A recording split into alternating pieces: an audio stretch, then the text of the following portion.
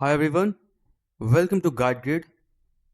Today I'm going to show you how to fix Quick Snap not showing on Instagram app. So first of all, if you're using iPhone, just go on settings, apps and offload data from your app. Now if you're using Android, go on settings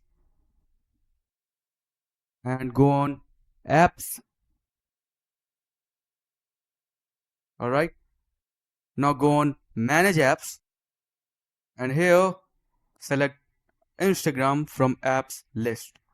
After that, here click on force stop, and before doing force stop make sure you have cleared cache.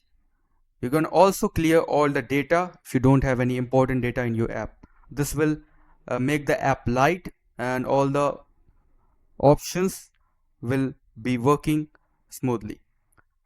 Alright, now after that make sure you have updated your Instagram app recently.